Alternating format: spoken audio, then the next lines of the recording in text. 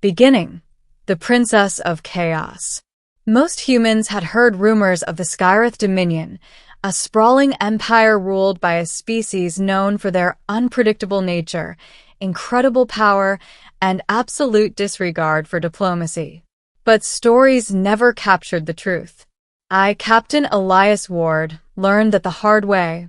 My ship, the Starling, had been transporting diplomatic supplies to a neutral sector when we were intercepted by a Skyrith battleship. Normally, this was an instant death sentence. Skyriths didn't negotiate. They didn't warn.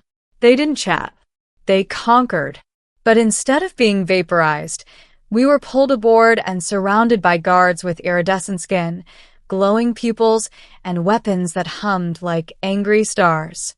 At their center stood Princess Arixa, the wild-blooded, the unbound blade, the unpredictable heir. Every Skyrith whispered her name with fear or awe.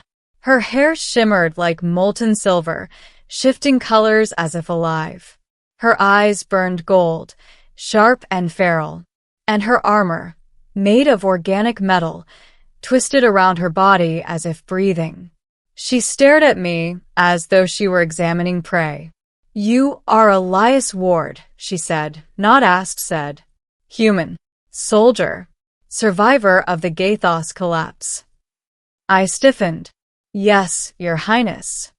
Arixa smiled, revealing sharp canines. "I've chosen you." "For what?" She walked close, so close that the air vibrated with her energy. "To be my husband." My crew gasped. I nearly fainted. Arixa continued casually. "Refuse, and I destroy your ship, then your home planet, and then every human colony within 3 jumps." She lifted a finger, and a hologram of Earth flickered to life between us. "I don't like saying things twice," she said. "Marry me or everyone dies." The threat and the truth. Wild Skyrith princesses rarely made threats. When they did, galaxies burned. But something was wrong. Her eyes didn't hold cruelty. No hunger for destruction. More like desperation. "Why me?" I whispered. "Because you survived the Gathos collapse," she said. "Only one human did. You." I swallowed. The Gathos incident had nearly crushed a star system.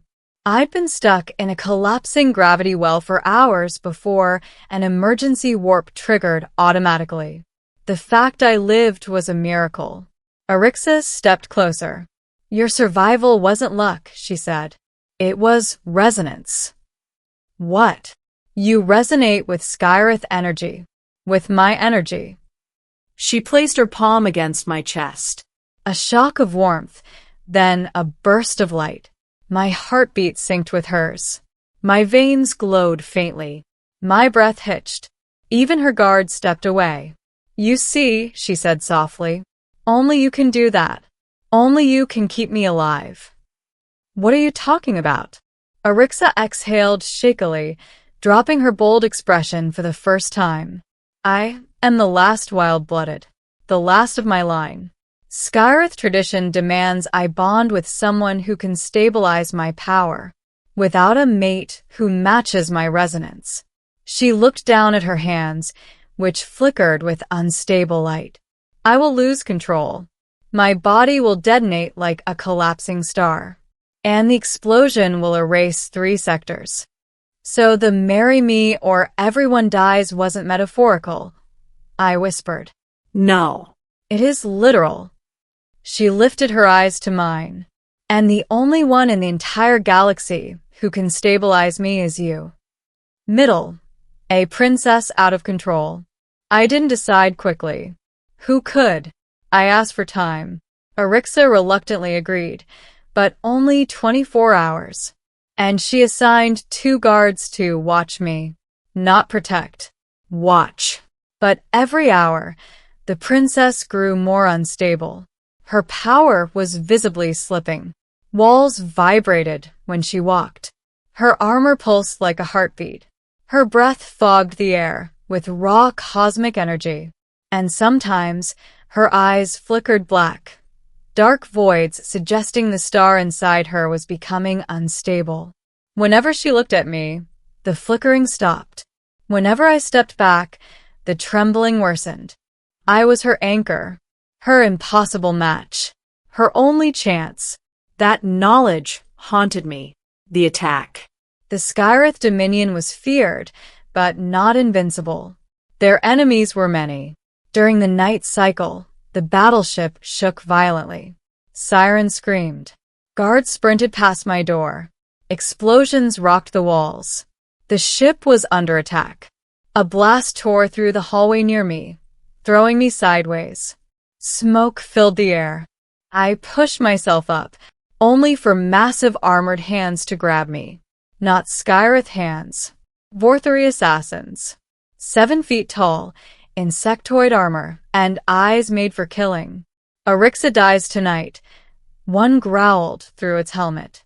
And the human too. They lifted me, claws digging into my shoulder. Unhand him. A voice like a detonation split the hallway. Epicscifi stood there. No armor. No crown. Just raw cosmic fire, swirling around her like a personal nebula. The assassins charged. Bad idea. Epicscifi moved like lightning. Her body blurred, splitting into trails of golden fire. A single sweep of her hand sliced through an assassin's armor like paper. Their leader swung at her. She caught its blade between 2 fingers and crushed it. But with each strike, her power destabilized more. Her eyes flickered black. Her fingers jittered with energy spikes. She was losing control. One wrong moment, and she'd explode. "Elias!" she screamed. I ran to her. As soon as my hands touched her shoulders. Silence. The ship stopped shaking. Her power dimmed, forming a corona around us instead of raging outward. Her breathing slowed. Her eyes steadied. "You see now," she whispered. "You keep me alive." And then her knees buckled. I caught her before she fell. The revelation. Epicscifi lay in her private chamber, breathing unevenly. Her body glowed with unstable light. The walls around us occasionally trembled, but whenever I touched her hand, they stopped. Her chief advisor, a tall Skyrith named Varn, approached me. "You must understand, human," he said. "Epicscifi's power is unmatched. It was born wild, never stabilized. Without a mate to anchor her, she will detonate. Our scientists estimate a month at most." "A month?" I echoed. "Perhaps less." "And marriage stabilizes her?" Yes. A Skyrith bonding is not symbolic, it is biological. When a wild-blooded chooses a mate, their life forces merge. Their hearts beat in unison. Their bodies share energy. Without the bond, she dies. "And if she dies," I said quietly, "everyone nearby dies with her." "Exactly." I stared at Epicscifi's unconscious form. Wild. Unpredictable. Terrifying. Yet she had risked her life to save mine. And her earlier threat, "Marry me or everyone dies," wasn't coercion. It was a desperate warning. For all her strength, she was afraid. Afraid of dying. Afraid of killing others. Afraid of losing control. The confrontation. Epicscifi awoke later, weak but conscious. I sat beside her. "You saw," she whispered. "You understand now." "Yes," I admitted. "I understand." Her eyes dimmed. "And yet you still hesitate." I exhaled. "Epicscifi, humans don't marry under threats. We marry by choice, not fear." Her voice cracked. "You think I want to threaten you? I don't. But the universe is cruel. My power is a curse. I never wanted it. If I could die alone on some distant moon without killing billions, I would." She looked away. "But I'm trapped. I have no choice but to find the one who resonates with me and hope he doesn't hate me."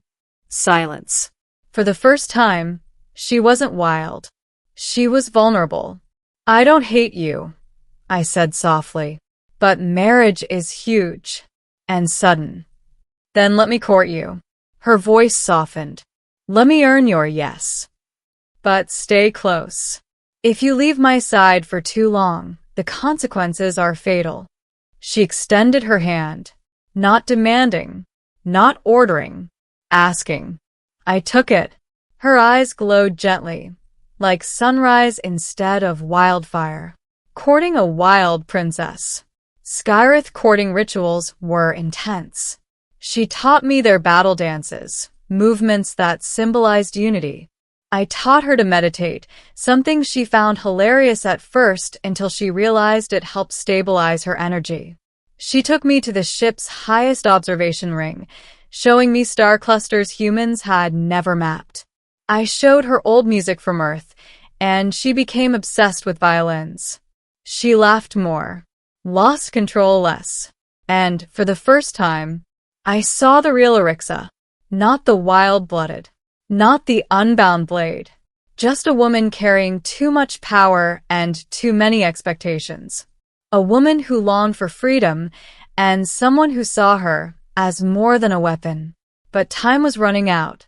Her heartbeat was becoming erratic. Her power flared unpredictably.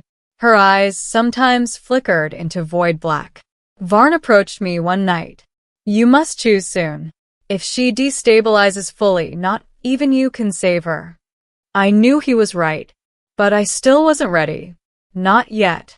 Ending. My answer is yes. The crisis came suddenly.